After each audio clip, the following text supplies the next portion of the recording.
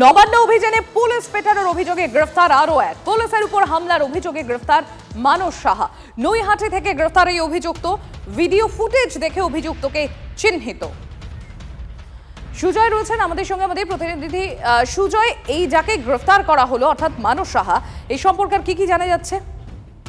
দেখো, সেই ঘটনার ভিডিও ফুটেজে মানস সাহাকেও দেখা গিয়েছিল, তেমনটাই পুলিশের তরফ থেকে দাবি। এবং এই নিয়ে দ্বিতীয় গ্রেফতারি নবান্ন অভিযানের দিন যে অশান্তি হয়েছিল, সেই অশান্তির ঘটনায়, পুলিশকে মারধরের ঘটনায় মানস চন্দ্র সাহাকে গ্রেফতার করা হয়েছে। নৈহাটির বাসিন্দা, ধৃত ব্যক্তির রাজনৈতিক পরিচয় রয়েছে তেমনটা জানা যাচ্ছে, এবং আজকেই তাকে আদালতে তুলে পুলিশ নিজেদের হেফাজতে নেবে। তার কারণ পুলিশের মূল উদ্দেশ্য যে এই পুলিশের উপর যে হামলার ঘটনা ঘটেছিল তার পিছনে কারো কোনো নির্দেশ ছিল কিনা বা পূর্ব পরিকল্পনা ছিল সেটা জানা। ধন্যবাদ। নবান্ন অভিযানের জন্য বেছে বেছে বিজেপি নেতাদের গ্রেফতার, গর্জে উঠলেন সুকান্ত মজুমদার। এবার বিজেপির ব্যানারে নবান্ন অভিযানের হুঁশিয়ারি ডক্টর সুকান্ত মজুমদারের।